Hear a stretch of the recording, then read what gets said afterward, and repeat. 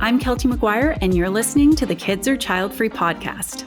Hello, and welcome to the Kids or Childfree Podcast. Today, we're wrapping up season 7 of the podcast, and we're going to be taking a break for the next few weeks, and then we'll be back on May 27th with a brand new series of episodes touching on even more aspects of this kids or child-free decision, new stories, new perspectives. No, we have not run out of things to discuss yet. As I think I say in all of these season wrap-up episodes, if anything, there just seems to continuously be more perspectives that I would love to share with you and different aspects of this decision that we can get into. So today we're going to be doing what we've done for the last few season wrap-ups, and that is I'm going to be diving into some of the themes and takeaways that have been coming up in recent coaching sessions with both my private clients as well as inside my group offerings. And I'm also going to be pointing you towards some of the episodes from this last season. In case you haven't played catch up yet, or in case you're a little bit behind, I definitely can recommend listening to all of the episodes in our season. But I'm going to be pointing you to specific episodes that connect to the takeaways and the teachings that I'm going to be sharing with you today. Now, before we get into things, I have a couple of questions for you today. And as always, of course, I would love to hear the kind of stories that you want to hear on the podcast. If there are particular people that you would like to hear on the podcast as guests, I, as always, have a long list of people who I am hoping to connect with, who I've maybe already reached out to. We've got a few episodes either recorded and or scheduled to be recorded for the next season. So please know if you have reached out, whether or not I've replied, and I do try and reply to all your messages, but I know sometimes things get overlooked. Your requests are always noted, but keep them coming. Know that the podcast is not going anywhere. So we have many different perspectives I'd still love to share. And I always want to be a little bit mindful that we mix things up in terms of the different perspectives we're hearing, making sure we're talking to parents, non-parents, people who've come to this decision through different ways and means. So stay tuned for more good stuff in season 7. I want to turn the tables a little bit today as far as a question, and that is, I myself have been interviewed recently for a few podcasts. I have been over the years as well, but recently I and my lovely marketing assistant, Nicole, have been doing some outreach to podcasts for me to be a guest on. And so the question for you is, what other podcasts are you listening to that you think I would be a great guest on? I, of course, have a few of my go-to podcasts that I like to listen to, but I've got to admit that I am perhaps not as well attuned to the podcasting landscape, if you will, as maybe some of you are. So where do you think I would be a great guest? Who needs to hear from me about this kids or child-free decision or my own child-free choice? I'm both open to sharing my own personal experience and the path that I am walking, as well as to be able to give some input and advice for people who are on the fence. So again, if you're listening to podcasts, I'm thinking particularly those that probably have an audience of women who are 30-somethings, maybe in their early 40s, who are grappling with this choice. Fire me off a DM or drop me an email. I would love your suggestions so that we can make sure to, Nicole and I get me onto some additional podcasts myself. The other question that I want to ask, or the input that I'm looking for, is what do you want to see or hear from me next where it concerns my coaching offerings? So as you may know, I offer workshops and sessions. I offer private coaching. I have a 3-month group program. As I go to plan the balance of this year, I'd love to hear, what else would you like to see from me? I do have a couple of things that are in the works, and as you probably know, I'm never short on ideas, but I want to hear from you. What is it you're looking for? Where are you missing a piece of the puzzle where it concerns this decision? What am I not offering right now? I want to know everything in terms of format, price point, what specific aspect of this choice or aspects of this choice would you like me to address? If you have any ideas, again, I would love to hear from you. Okay, I think those are all my asks for now. Why don't we get into this season 7 takeaways episode and give you a few different pointers so you can better tackle your own kids or child-free decision. Okay, the very first thing that I think we need to consider when addressing this kids or child-free decision is to be aware of what problem you are actually solving. So at first glance, you're probably thinking like the problem I'm solving is I don't know if I want to have kids or not. I can't decide.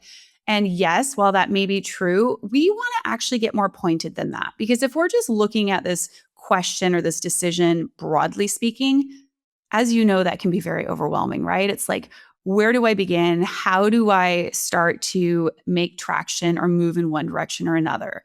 So, really detailing for yourself and spending some time thinking about what are the particular hurdles or challenges or problems that I either anticipate or that I'm like struggling to get my head around when I consider the kids or child-free path.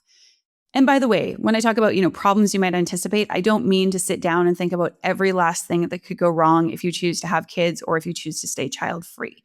But I hear things from clients like, I'm afraid that I'm going to regret my decision, or I'm not sure if my partner is going to be able to step up in the way that I would need them to if we were to have kids together.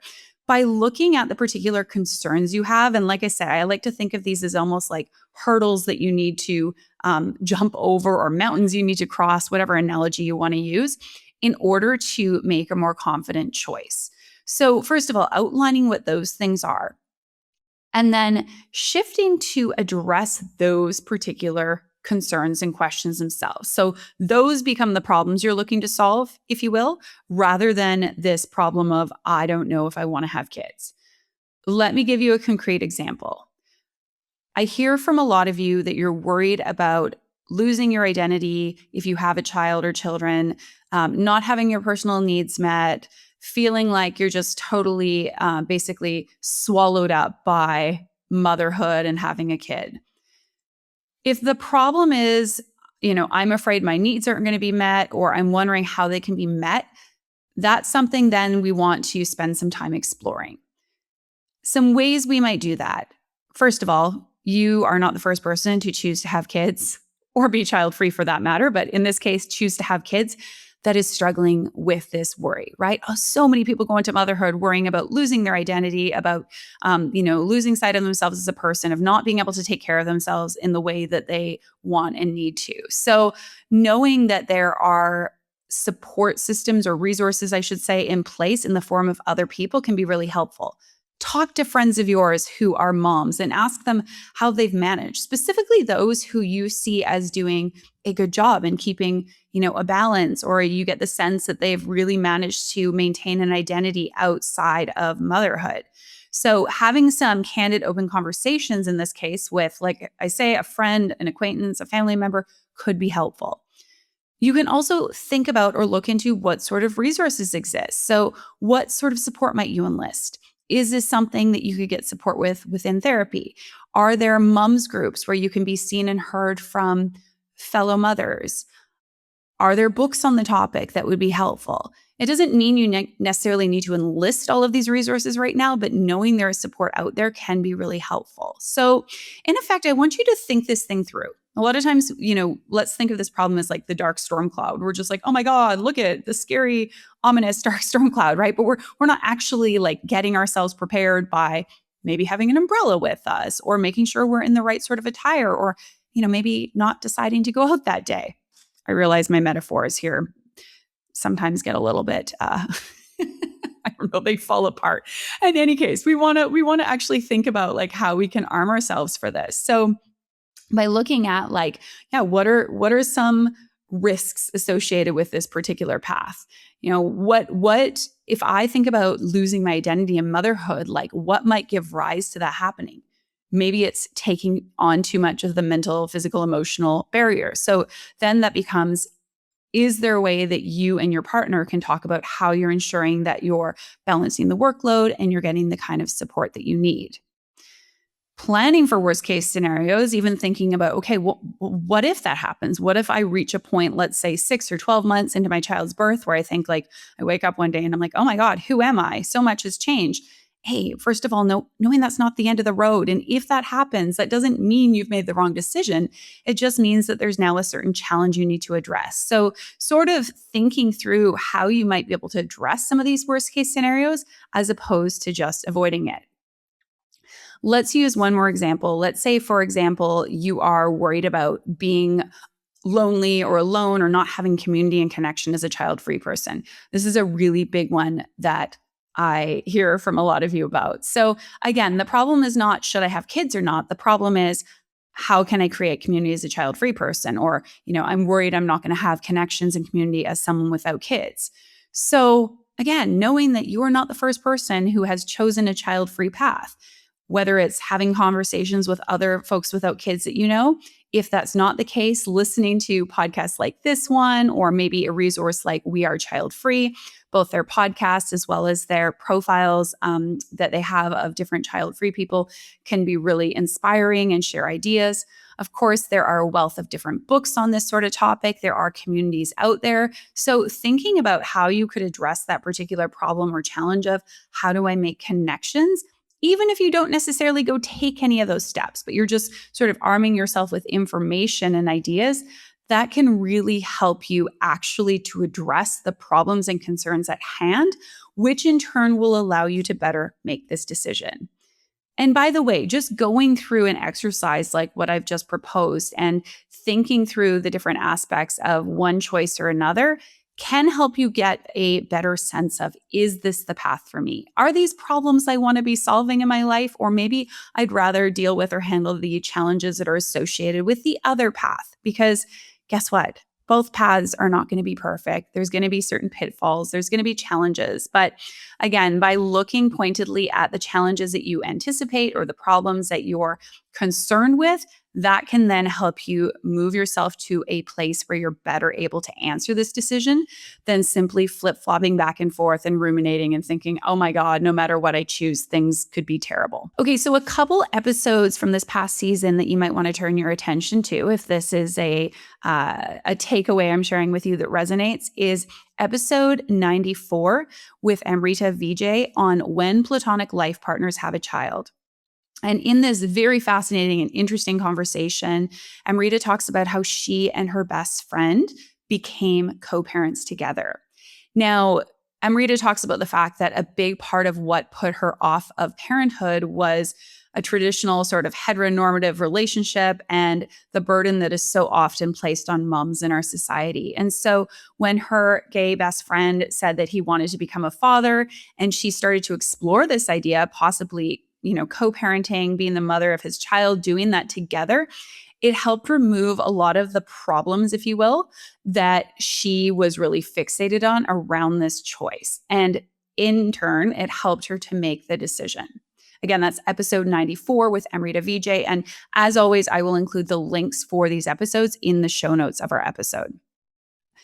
All right, the other conversation I would suggest checking out is episode 95 with Dr. Jay Zygmunt on child-free trust and estate planning. And Dr. Jay's actually been on the podcast twice now, and he is a specialist who is a certified financial planner as well, who helps people plan for their child-free futures, both in terms of like the practical piece around trust and estate and wills, but also helps us think about questions like legacy and what do we want our future lives to look like. And as a side note, we'll actually be doing a live session with Dr. J in just a couple of weeks' time on May 11th. So I will also link to the details of that in the show notes. But to just refer to this episode, this is a really great one to arm yourself with the knowledge and a little bit of sort of intel about how you can plan for your child-free future without it being this really big, scary, ominous thing. So if you've been listening to the Kids Are Child-Free podcast, you might be thinking, wow, Keltie asks such good questions. Now, maybe you're not thinking that, but I have had multiple people say they really appreciate the questions that I ask the guests on the podcast. And if you would love for me to put my thinking cap on and to ask you thoughtful questions to help elicit connection with your own desires and help you figure out what it is you want when it comes to your kids or child-free decision, you're definitely going to want to check out my one-on-one coaching offers. I work with a select number of individuals each and every month to help them get clear on the choice that is right for them, whatever that may be. If you want details on how we can work together, you can head to kidsorchildfree.com. I will also link directly to the page where I have details on my one-on-one coaching work if you want to check that out. And if you're curious about how this all works and whether it's the right fit for you, you can also book a complimentary 30-minute call with me where we can talk about your unique situation, where you're struggling with this decision, and how I can help you in the form of one-on-one support. Okay, let's move along to a second coaching takeaway, something that's been coming up in a lot of my recent coaching sessions. And that is, I don't want to be contradictory to what I just shared, but we need to realize there's a balance to be struck between wanting to be prepared, wanting to think through all potential future scenarios and problem solving, but also being careful not to get caught up in perfection. And I do see this with a lot of my clients because they want to be really intentional and deliberate and conscious about the choice that they're making. But they sort of, I think, have this idea that if they just do enough work, that if they plan enough, that if they think it through, that if they're communicating with their partner, all of which are great things, by the way, that they can't screw up, right? Like no matter what they choose, everything will just be smooth sailing. And the thing is, no matter how much we plan, no matter how much we try and prepare ourselves, no matter how much we think things through, there are going to be periods of time and aspects of your decision that will be messy, that you're going to quote unquote screw up, that you're going to encounter challenges. And you are also going to learn things along the way in order to address those challenges and the mess and the muck of your choice that you can't know now.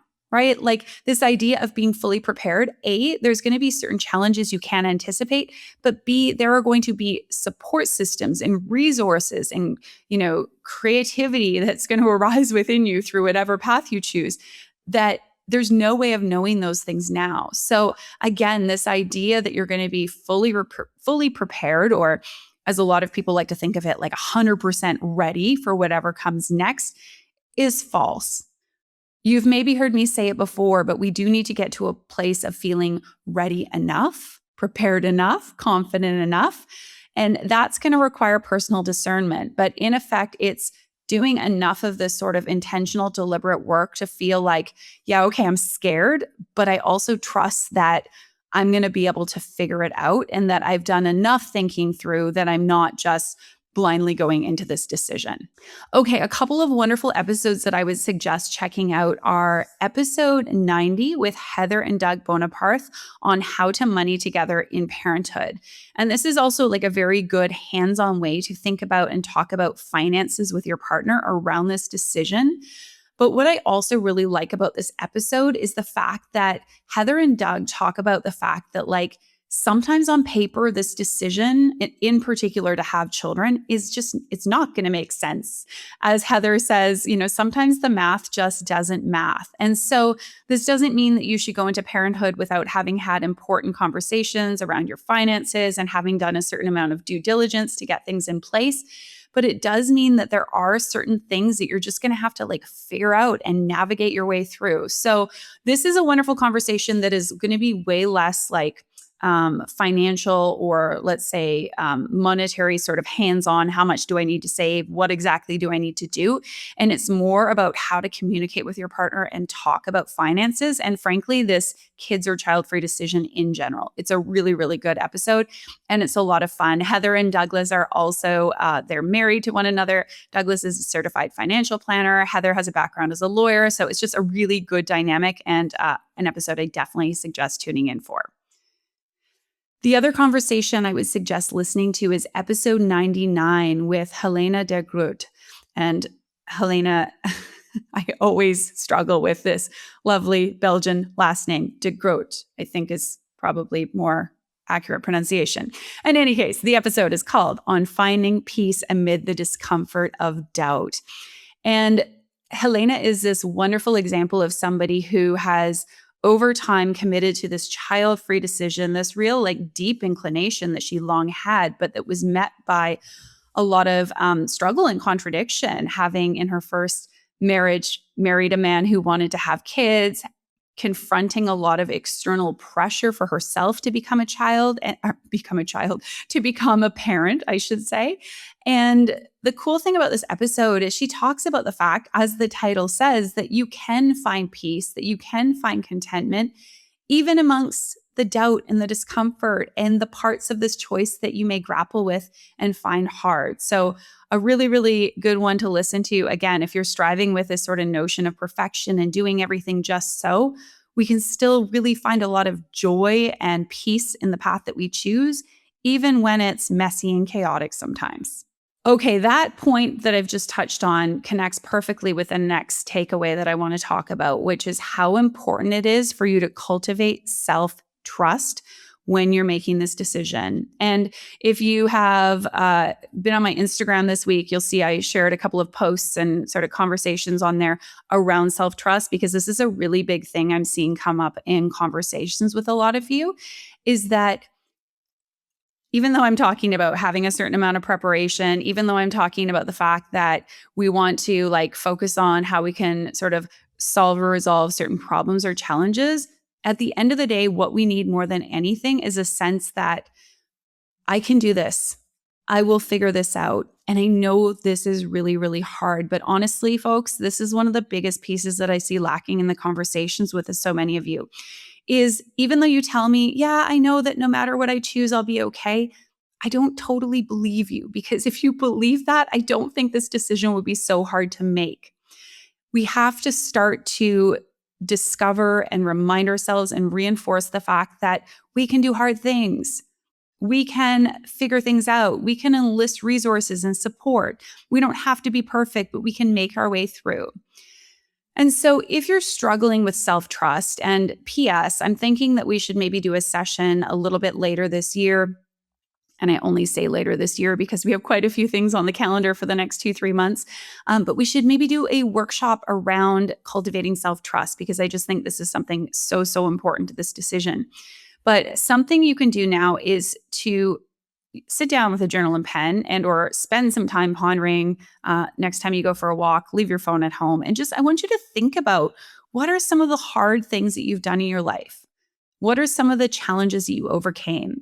What are some of the difficulties you face that you have made your way through? And so reminding yourself, you can do hard things. You can figure things out. As they say, your track record to date is 100%. Not because you've done everything 100%, but because you are here today. You have made your way through. So although trying to uncover certain answers and insights and ideas when it comes to solving challenges pertaining to either the parenthood path or the child-free path, really this choice is less about having all the answers and more about trusting your ability to find them. Okay, episodes that I want to refer you to on this topic of self-trust is episode 98 with Jordy Snyder on overcoming your fears to become a mom. And this was actually one of our very most popular episodes during season 7. Jordy talks about all these fears she had and these worries and anxieties and how paralyzed she really was in the process of trying to decide whether motherhood was for her. And so much of her journey, and it's really a beautiful testament to the work that she's done when you hear where she's at today. But it was about developing and cultivating trust in herself and realizing, I can do hard things. I am powerful. I am empowered. It's a really, really beautiful account of somebody's journey into motherhood. Jordy's daughter is, I believe, now 2. And it's just, she might be 3. Don't quote me on it. But yeah, it's a really, really beautiful example of the fact that we can, and when we do cultivate self-trust, really be able to lean into and enjoy whatever path we choose. The other episode I'd suggest checking out is episode 100, called We Celebrate 100 Episodes Hearing From You.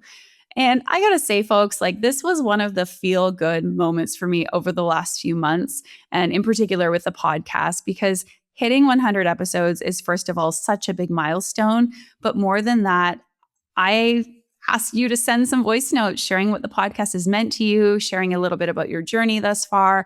And I was just so moved to hear all of your stories and the feedback that I got from those of you who tuned into that episode, which if you haven't, this is why I'm saying, please do. Again, that's episode 100. The feedback I got is that it was so meaningful for you hearing from fellow current and former fence sitters. So in hearing from the women who called in to share a little bit about their kids or child-free journey, One of the big things that comes up is talking about just how much they've learned to trust themselves on the path that they're on and how much over time they've really adapted to either the path they've chosen, or for those who are still stuck, they've cultivated a true sense of, I really can and will be okay either way, which is different than just the idea that, yeah, I guess theoretically I can be okay either way. So lots of really beautiful learnings in that episode. I highly recommend checking it out. And hopefully, by hearing a little bit about their stories, it will help you cultivate greater trust in your own. Okay, the last takeaway I want to share with you is not just something that's been coming up in coaching sessions, but it's something I see and think about a lot. And that is the idea that so many of you are out there in the great big wide world, going through your days, reading blog posts, listening to podcast episodes, scrolling Instagram. Of course, I appreciate you do more than just spend time hanging out online, although don't we all spend way too much time online? But I'm thinking about you going through your days and the fact that a lot of you really seem to be looking for that one thing. You're looking for that piece of information, that insight, that something that is going to help you clinch this decision. And the question I have for you today is, what are you hoping to discover or hear? In particular, when you're looking out there, when you're hoping that somebody's going to say something or tell you something or maybe ask you a question that is going to elicit insight. Now, I appreciate that the very simple answer is, I'm hoping to discover or hear something that will help me make my choice. Yes, I understand that, but I would love for you to go deeper and think about what is it that you actually would like to see or hear or discover?